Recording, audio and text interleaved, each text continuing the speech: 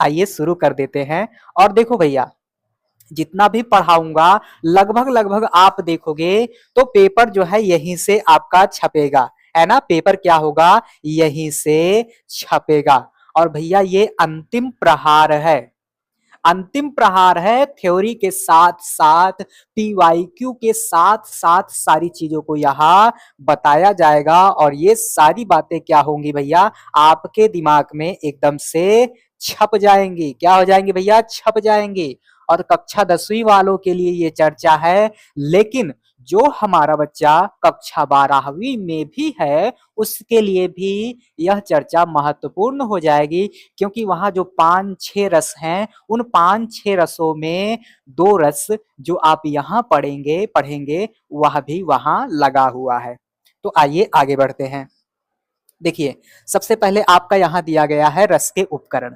अगर आपसे मान लीजिए क्वेश्चन पूछ लिया जाए कि भैया बता दो रस के कितने उपकरण होते हैं, या आपसे क्वेश्चन पूछ लिया जाए रस के कितने अवयव होते हैं, या आपसे क्वेश्चन पूछ लिया जाए कि बताओ भैया रस के कितने अंग होते हैं, तो आपको बताना है रस के 4 उपकरण होते हैं, रस के 4 अवयव होते हैं, या रस के 4 अंग होते हैं।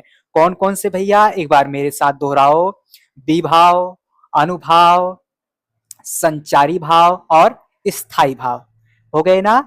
कौन कौन से भैया, विभाव, अनुभाव, संचारी भाव और स्थायी भाव, है ना। पीछे लगा भी होगा, उसको भी एक बार देख लीजिएगा। क्या क्या, मेरे साथ फिर से एक बार रटो आप सभी, एक बार फिर से दोहराओ। क्या भैया, स्थायी भाव, विभाव, अनुभाव और कौन सा भाव, संचारी भाव। तो देखो वही लिखा गया है ना, वही लिखा गया है। अभी रस से जुड़ी और भी कई सारी बातें बताऊंगा जो आपके लिए महत्वपूर्ण हो जाएंगी। तो देखो भैया, यहाँ वही कहा जा रहा है जो मैंने अभी आपको बताया। तो यहाँ कहा जा रहा है,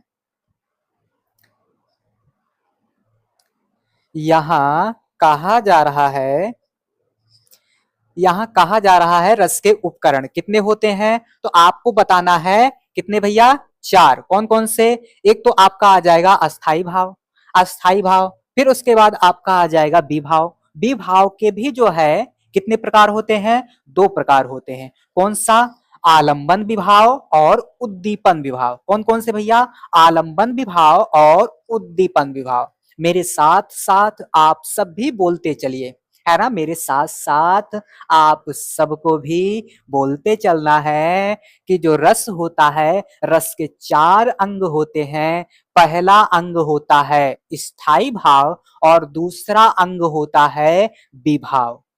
और विभाव के भी 2 भाग होते हैं। विभाव को भी जो है 2 भागों में विभाजित किया जाता है। पहला हो जाएगा आलंबन विभाव और दूसरा हो जाएगा उद्दीपन विभाव। और तीसरा आपका हो जाएगा अनुभाव और चौथा हो जाएगा आपका संचारी भाव। और इसी संचारी भाव को व्यभिचारी भाव के नाम से भी जाना जाता है। किस नाम से जाना जाता है भैया, व्यभिचारी भाव के नाम से जाना जाता है।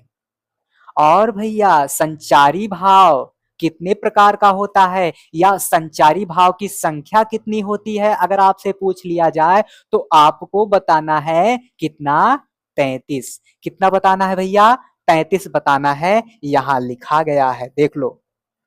संचारी भाव की संख्या 33 होती है। और इसी संचारी भाव को व्यभिचारी भाव के नाम से भी जाना जाता है। इतनी मेरी बात आप सभी को समझ में आ गई होगी। भैया आगे बढ़ते हैं, और आगे बढ़ेंगे तो यहाँ एक प्यारा सा क्वेश्चन दिया गया है, और क्वेश्चन को आप सभी को पढ़ना है और जल्दी से इसका उत्तर देना है। और मैं यहाँ जो है आपका टाइमर लगा दे रहा हूं। क्या लगा दे रहा हूं भैया, टाइमर लगा दे रहा हूं। और आप सभी जल्दी जल्दी से इसका उत्तर दीजिए। जल्दी जल्दी से क्या करना है, इसका आपको उत्तर देना है।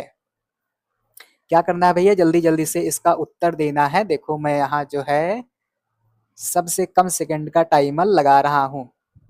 चलो 16 सेकंड का लगा दिया। ये देखो टाइमर भी आपका क्या करने लगा है भैया, चलने लगा है। ये टाइमर आपका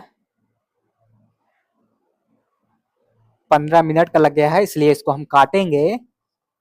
तो देखो भैया यहाँ क्वेश्चन दिया गया है, रस के कितने अंग होते हैं। अभी पीछे मैंने आपको पढ़ाया कि रस के कितने अंग होते हैं, 4 अंग होते हैं। तो 4 कहाँ दिख रहा है भैया, 4 हमें यहाँ पर दिख रहा है। रस के कितने अंग होते हैं, 4 ठो होते हैं। कौन कौन से भैया, स्थाई भाव, विभाव, अनुभाव और संचारी भाव। समझ में आ गई भाव, समझ में आ गई। और देखो विभाव के भी कितने भेद होते हैं, 2 भेद होते हैं। कौन से, आलंबन विभाव और उद्दीपन विभाव। और व्यभिचारी भाव या क्या था क्वेश्चन, जल्दी से देखो इसको, संचारी भाव की संख्या। तो आपको 33 बताना है अगर आपके पास आ जाए तो। और देखिए 2-3 क्वेश्चन और जो है कई रूपों में पूछे जाते हैं, उसे मैं जो है यहाँ पर बता दे रहा हूं लिख कर। यही जो है आप क्या करो भैया, नोट कर लो।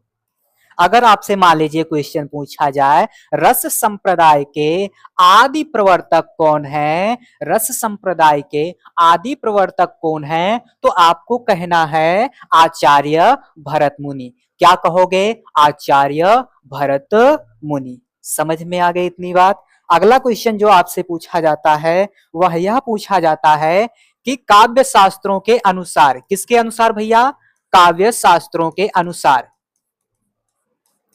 काव्य शास्त्रों के अनुसार अनुसार रसों की संख्या।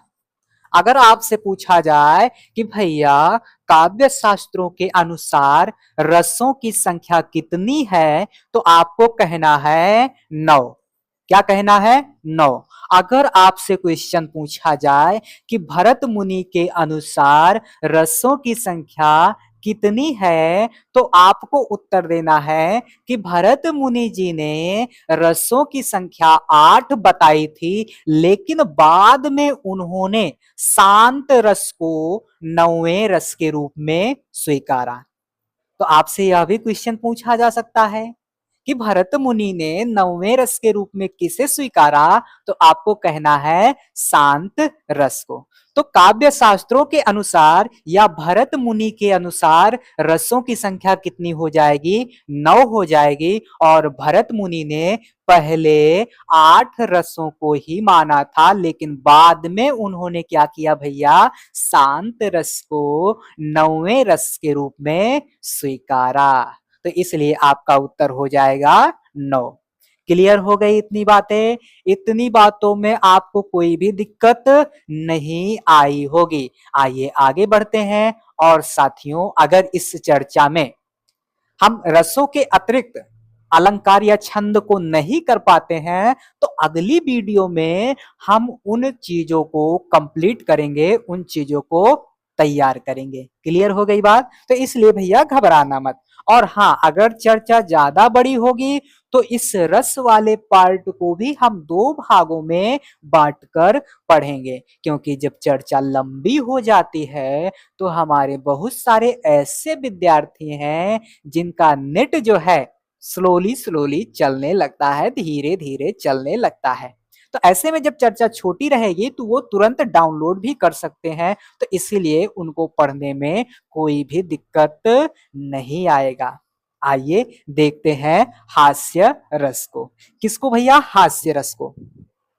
अब ये हास्य रस क्या होता है, पीछे आपने 4 अंगों को पढ़ा और वही 4 अंग मिलकर रसों का निर्माण करेंगे।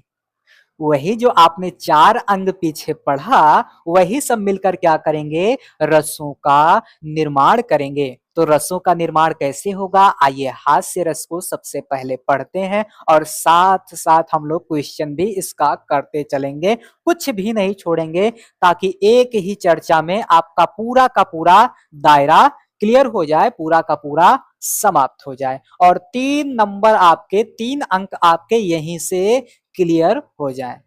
तो भैया किसी की आकृति, वेशभूषा, चेष्टा आदि को देखकर मन में जो विनोद का भाव उत्पन्न होता है वही क्या होता है, हास्य रस होता है।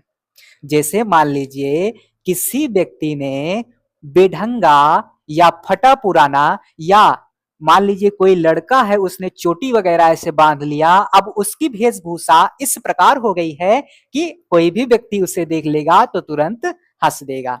जैसे आप देखते होंगे नौटंकी में जोकर होता है और जोकर के कपड़े जो है हमेशा हास्यास्पद होते हैं, तो उसके वेशभूषा को आप देखते हैं तो हंसने लगते हैं। तो यहां परिभाषा हो जाएगी किसी की आकृति, आकार, रंग रूप, संरचना, वेशभूषा आदि को देखकर मन में जब विनोद का भाव उत्पन्न होता है तो किस रस की निष्पत्ति होती है, हास्य रस की निष्पत्ति होती है। तो एकदम सिंपल सी परिभाषा आपके पीछे दी गई है, उसको आप देख सकते हो।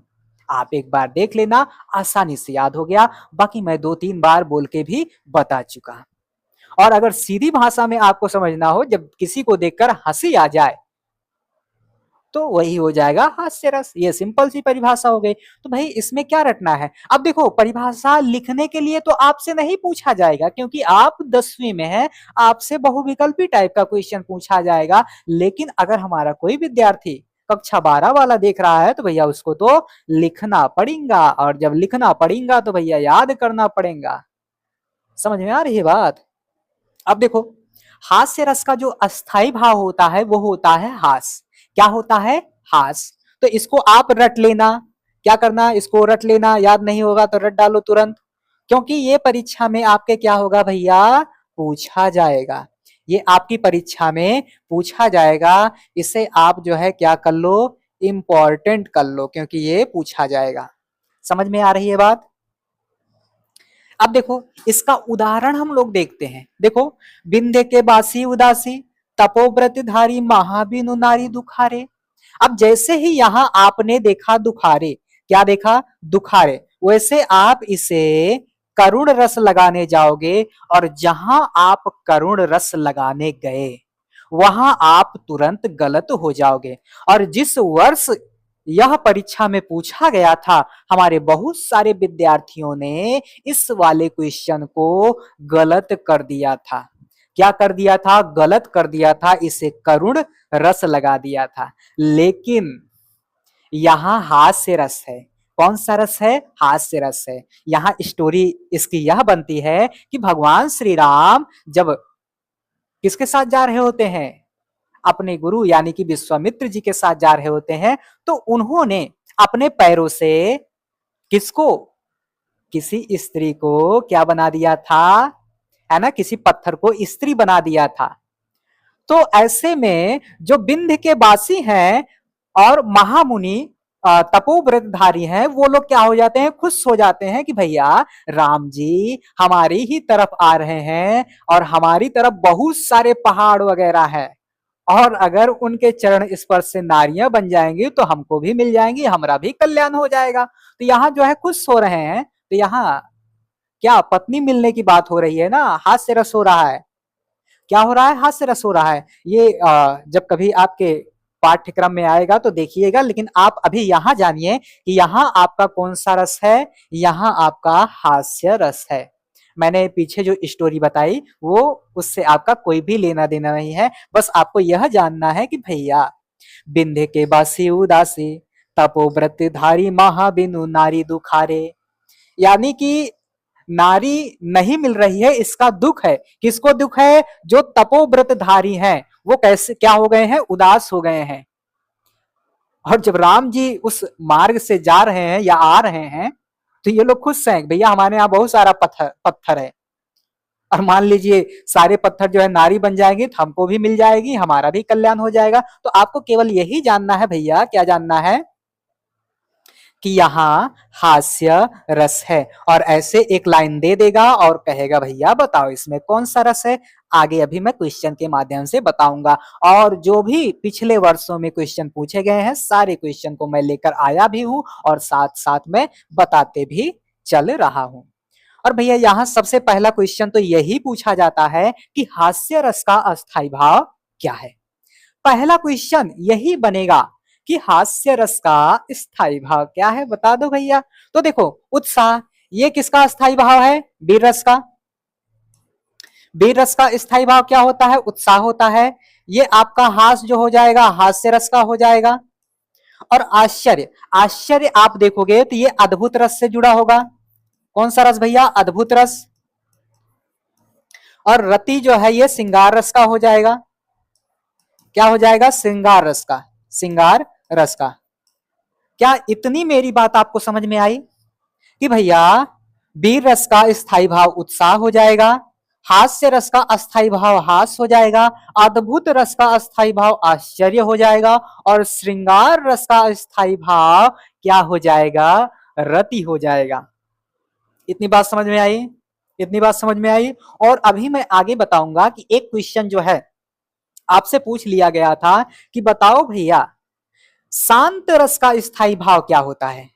क्वेश्चन पूछ लिया गया था कि शांत रस का स्थायी भाव क्या होता है। तो शांत रस का स्थायी भाव होता है निर्वेद, यही लिख लो, शांत रस का अस्थायी भाव, शांत रस का स्थायी भाव क्या होता है भैया, निर्वेद होता है।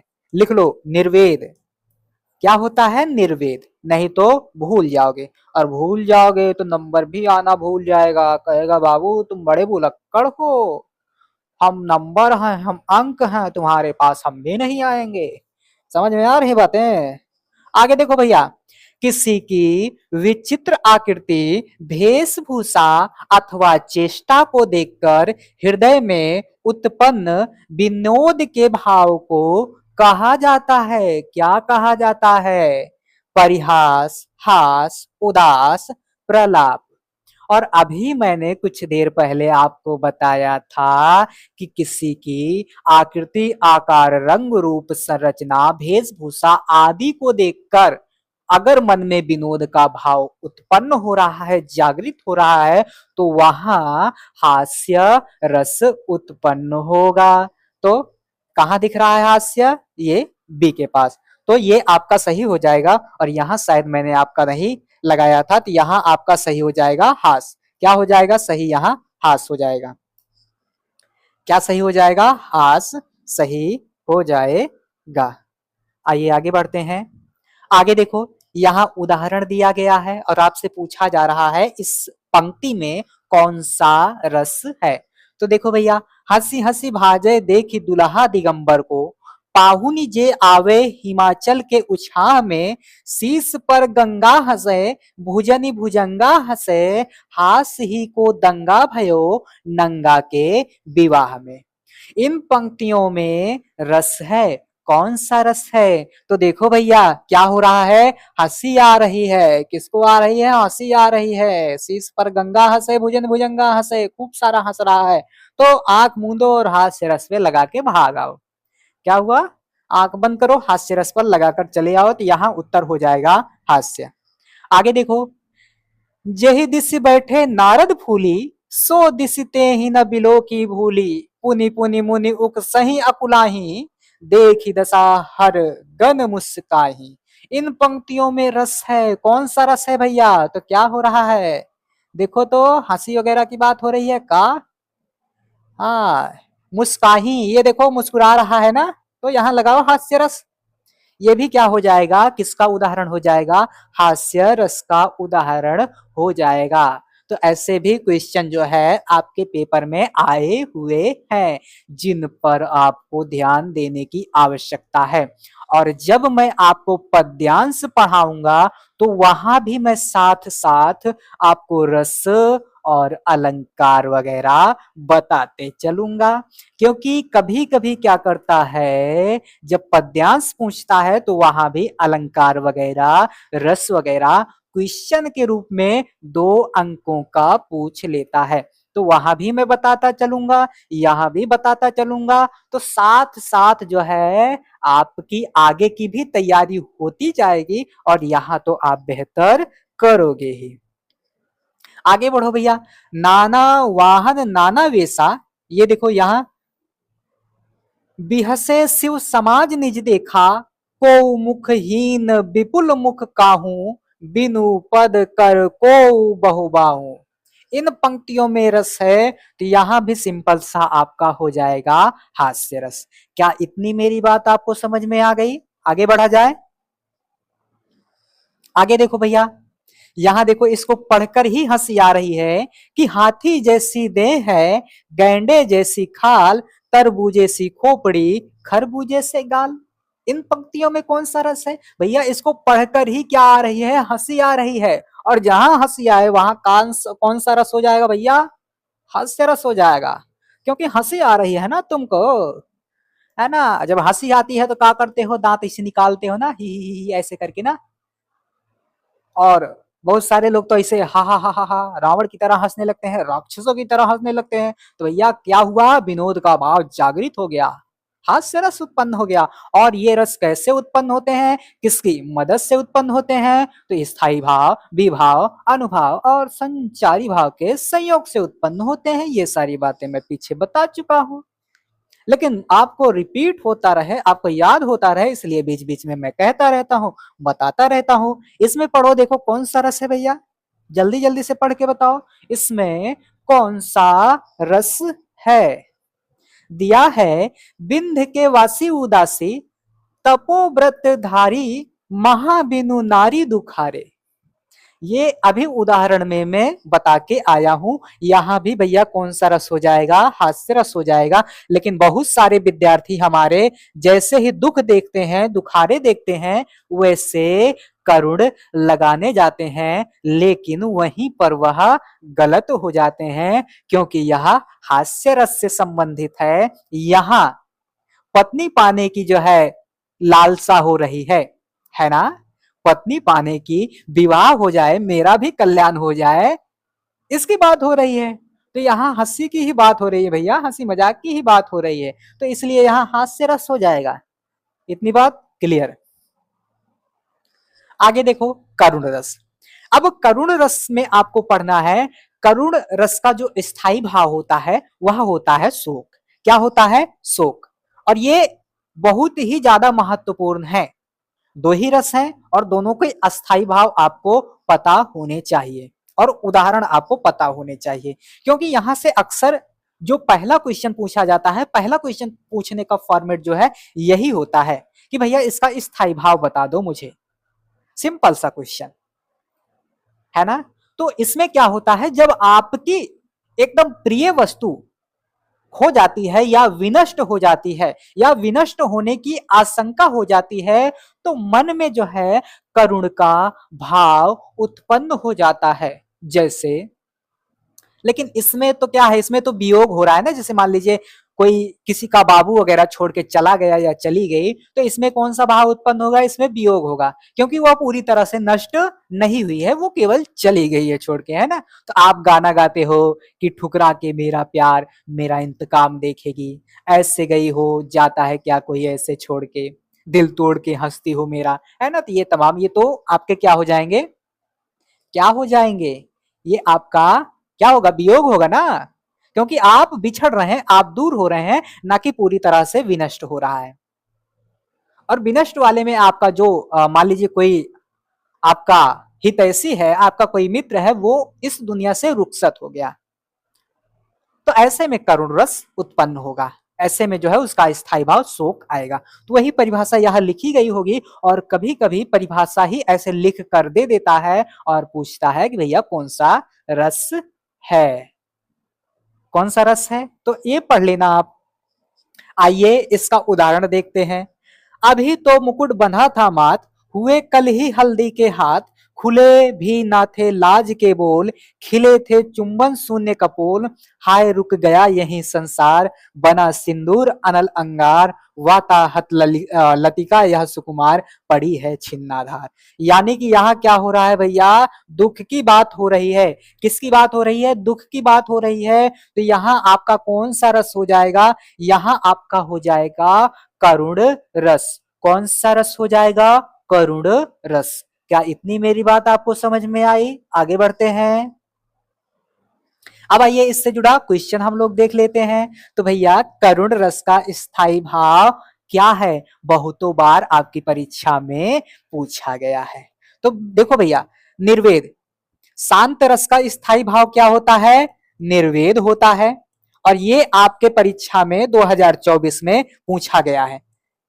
कब भैया, 2024 में यह पूछ लिया गया है। तो आप देख सकते हो आपको कितने रस पढ़ने हैं, 2 रस पढ़ने हैं, हास्य और करुण। लेकिन आपके एग्जामिनर महोदय ने क्या पूछा है, शांत रस पूछा है। अब समझ सकते हो क्वेश्चन जो है कहीं और से भी आ सकते हैं, जो नहीं सिलेबस में है वो भी पूछा जा सकता है। तो इसीलिए मैं बीच बीच में बताते चलता हूं और मैं पहले से ही सचेत रहता हूं, क्योंकि एग्जामिनर के खुरापात मुझे पहले से ही पता रहते हैं, मुझे पहले से ही पता चल जाते हैं। क्योंकि मेरी लड़ाई जो है किसी विद्यार्थी से या किसी और से नहीं, सीधे एग्जामिनर से रहती है। मैं जब भी टारगेट करता हूं सीधे एग्जामिनर को टारगेट करता हूं कि मेरा प्रतिद्वंदी केवल एग्जामिनर है और कोई नहीं। क्लियर, उसके बाद में पढ़ाता हूं। और देखो इधर शोक, शोक, शोक किसका हो जाएगा, अभी इसको बताते हैं। भय, भय किसका हो जाएगा, भयानक रस का। कौन सा रस भैया, भयानक रस। कहोगे अरे गुरुजी कौन सा रस बता दे रहे हो, तो भैया यो रस होता है, देख लो। और रति, रति पीछे मैंने बताया था, तो ये हो जाएगा श्रृंगार का। किसका हो जाएगा भैया, श्रृंगार का। श्रृंगार रस का स्थायी भाव रति होता है, शांत रस का स्थायी भाव निर्वेद होता है, भयानक रस का स्थायी भाव भय होता है, और करुण रस का स्थायी भाव क्या होता है भैया, तो शोक होता है। करुण रस, करुण रस का स्थायी भाव क्या होता है, शोक होता है। क्या होता है, करुण रस का स्थायी भाव शोक होता है। तो यहां आपका ये वाला उत्तर सही हो जाएगा। आगे बढ़ो, आगे देखो यहां कहा जा रहा है, हा रघुनंदन प्रेम परीते, तुम बिन जियत बहुत दिन बीते। हा रघुनंदन प्रेम परीते, तुम बिन जियत बहुत दिन बीते। किसकी बात हो रही है, हा रघुनंदन प्रेम परीते, तुम बिन जियत बहुत दिन बीते। इन पंक्तियों में कौन सा रस है भैया, तो आपको बताना है। तो यहाँ कौन सा रस हो जाएगा, यहाँ हो जाएगा करुण रस। यानी कि क्या कहा जा रहा है, तुम बिन जियत बहुत दिन बीते। क्या कहा जा रहा है, तुम बिन जियत बहुत दिन बीते। तो यहाँ आपका करुण रस हो जाएगा। आगे बढ़ते हैं भैया, आगे देखो, ये जयशंकर प्रसाद जी के रचनाओं में से लिया गया है। ये दिया गया है, जो घनीभूत पीड़ा थी, जो घनीभूत पीड़ा थी, मस्तक में स्मृति सी छाई, दुर्दिन में आंसू बनकर वह आज बरसने आई। दुर्दिन में आंसू बनकर वह आज बरसने आई। तो यहाँ भी कौन सा रस हो जाएगा, करुण रस हो जाएगा। क्या हो जाएगा, करुण रस हो जाएगा, क्योंकि दुख की बात हो रही है। देखो शुरुआत ही इसकी किससे हो रही है, जो घनीभूत पीड़ा थी, मस्तक में स्मृति सी छाई, दुर्दिन में आंसू बनकर वह आज बरसने आई। आगे बढ़ते हैं भैया, आगे देखो करुण रस के अन्य उदाहरण। तो ये कौन कौन से उदाहरण हैं जो आपकी परीक्षा में हमेशा पूछे जाते हैं। तो यहाँ कहा जा रहा है, हे खग मृग हे मधुकर श्रेणी, तुम देखी सीता मृग नैनी।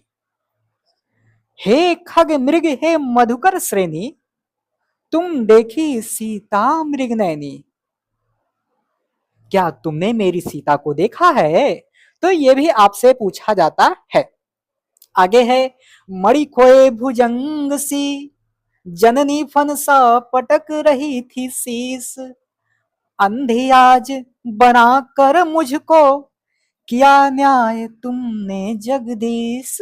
मणि खोए भुजंग सी, जननी फन सा पटक रही थी शीस, अंधी आज बना कर मुझको, किया न्याय तुमने जगदीश। इसको आप जो है बहुत सारा इंपॉर्टेंट लगा लो, ये आपके परीक्षा में पूछा जा सकता है। क्या ये आपके परीक्षा में पूछा जा सकता है कि मणि खोए भुजंग सी, जननी फन सा पटक रही थी शीस। जिस प्रकार मणि खो जाने पर, समझ में आ गई बात, आपने पीछे पढ़ा होगा, उसी प्रकार से जो जननी है, जो माता है किसकी, श्रवण कुमार की, वो क्या है, फन की तरह अपने शीश को पटकने लगती है। ये सब कुछ आपने नाइन्थ वगैरह में अच्छी तरीके से पढ़ा होगा। तो बस इतना जानो भैया कि इसमें कौन सा रस है, तो इसमें है करुण वाला रस। मणि खोए भुजंग सी, जननी फन सा पटक रही थी शीस, अंधी आज बना कर मुझको, क्या तुमने न्याय किया जगदीश। तो जिस भी प्रकार से आपको याद हो उस प्रकार से आपको याद करना है और उसके बाद परीक्षा में चले जाना है, और जो है जो सही हो उसको गोला करके चले आना है। तो क्या आज की ये चर्चा आपको पसंद आई? आप सभी कमेंट में जरूर बताइएगा। और आज के लिए बस इतना ही, मिलेंगे अगली चर्चा में अलंकार या छंद के साथ। बहुत बहुत धन्यवाद।